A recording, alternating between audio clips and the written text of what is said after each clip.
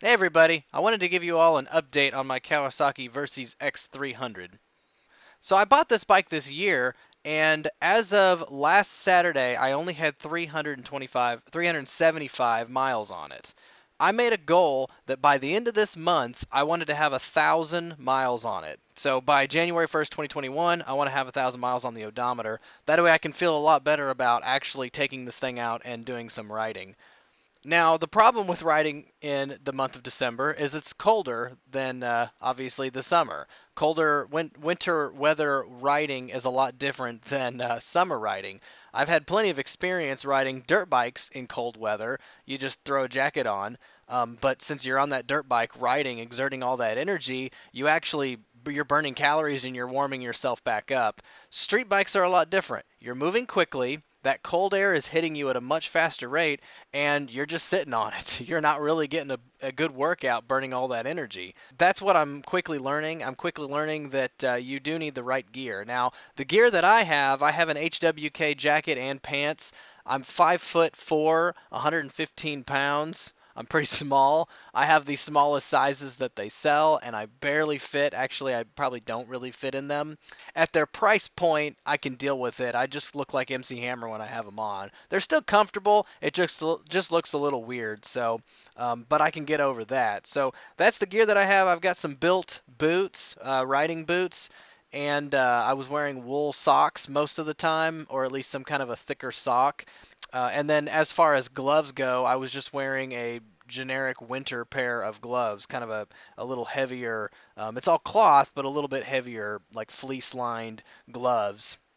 So because of my goal, I've been able to take this thing out 4 different times this week. So my sister-in-law was visiting in town, and I've got her bike over there in the background. She's got a Yamaha V-Star 250. But we on Tuesday went to we took him out on lunch break just to go get some food and come back. So it was about 20-mile drive total round trip. The temperature was in the upper 50s. I was expecting it to be a lot cooler. I didn't really notice anything at all with the gear that I had on, my helmet, full face. Obviously the shield closed. It didn't really even feel like it was chilly at all. It actually felt very comfortable. So I had no problem there. The next day we went back out and just rode some back roads, some low speed, probably up to 45, 50 miles an hour maybe. Back roads, no traffic, country roads. I think we did about maybe 30 miles doing all those roads. It was a little, I think it was the lower 50s that day. Same thing, it wasn't that bad. Now I could start to tell that my gloves being fleece lined, when I would get faster, you could feel that air just piercing through the gloves. Now, since it wasn't freezing cold outside, it wasn't that bothersome. Plus, I was only out for roughly 30 miles, so it wasn't enough time to really kind of sink in and really get my hands cold. The next ride I did, now that one was a little more tough. It was the lower 40s. I think it was 41 or 42 when I left the house. And drove only for about 15 to 20 minutes, higher speed. I think I was doing about 60 miles an hour to go have another lunch break. And this time I kind of noticed. I was actually surprised at how much warmer I was over what I expected. With my jacket and my pants, my core felt fine. I didn't notice any, and I was trying to focus on where would I need to improve if this was too cold.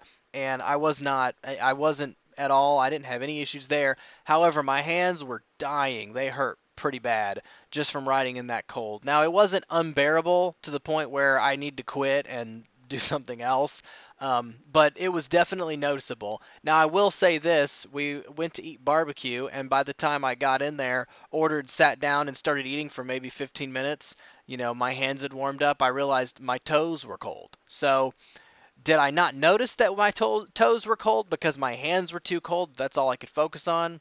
I'm not sure, um, but that was just my observation.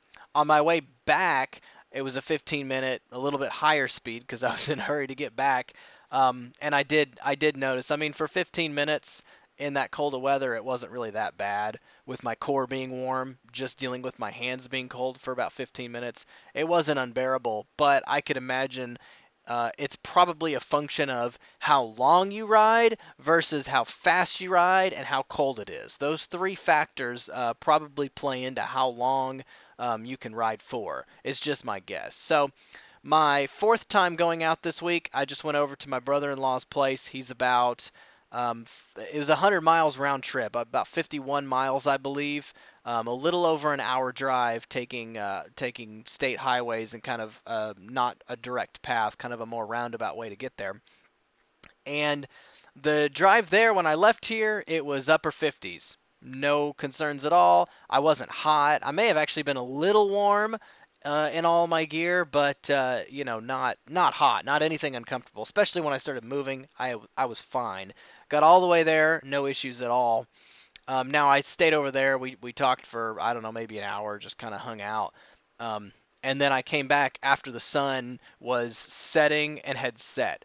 When I pulled back into my shop, it was 41, and I could tell that I didn't want to keep riding for very much longer. So I'm glad I got here when I did. I could have, but I didn't want to. So same thing. My toes, everything, I felt okay. I kind of noticed maybe a little more cool around my neck, maybe where some air was entering, but it wasn't bad. It wasn't uncomfortable. My hands though were actually kind of hurting. When I got back, I just ran cold water on them for a little while to warm them up, and then slowly heated up the water until they were kind of warmed back up and felt better. But so all that being said, I have ordered some heated gear, some heated riding gear. I mean, that stuff can get expensive. I'm sure you guys know that. So I'm starting slow and I'm going to work my way up. I'm not sure. I've done some research about the charging system on this thing to see if it can handle it. It doesn't seem like this has really that big of an alternator, or I'm sorry, stator on it. So I don't think I can really go crazy. You can get heated seat pads for fairly cheap. You can get heated grips for fairly cheap. Then you start looking at the heated gear you can wear. You can get heated jacket liners, heated pant liners, heated glove liners, heated sock liners. That pretty much covers everything. You fire that thing up, I'm sure it's probably makes a pretty significant difference with the right gear over that. However, what's the power consumption, all that? So my jacket that I ordered said it was 42 watt consumption. That doesn't seem too much. It seems like you could probably put 42 watts on this thing without really worrying about it. The gloves I think were 11 watts each, so that's another 22. So I'm at 86 watts. I'm probably getting about to where I would want to kind of start slowing down at 86 watts. Now, I know I could probably change the headlight out to an LED and save 30 or so watts on that. That would bring my overall consumption down quite a bit. So I may consider doing that. I've got an LED light bar on the front of that I don't really, that's off-road only. So I doubt that, I'm probably not going to be running that with all my heated gear at the same time. So, you just kind of have to be smart about all of it. But so I'm pretty excited about trying out my heated gear, my heated vest and my heated glove liners. Whenever all of that stuff comes in, I get it all tried out. I'll hopefully do a video on installing the plug, so I can sit on it all and see how well it all works and see what I think. Now, as an added bonus, I'm also really excited because I just ordered a Garmin Zumo. I'm kind of a geek when it comes to GPS units. The GPS unit I was using was like a Garmin Dakota.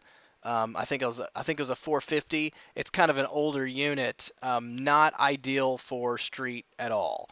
It did do some turn-by-turn navigation, but I didn't want to take the quickest route to my brother-in-law's house. I had a specific route I wanted to take, and getting that programmed into the GPS was kind of more work than I thought it was worth. So I hadn't really looked into motorcycle GPSs, but I did some research, and that Zumo actually seemed like it had a lot of really cool features. It's the Garmin Zumo XT. So when that thing comes in, I'm going to hopefully do another video on installing that. If any of y'all have any tips on cold weather riding and how to stay warm, please make sure you leave them down in the comment section, and I'll make sure I check those out. This week I've done 153 miles. I'm excited about the next few weeks, and we'll see what we get done. Thanks for watching.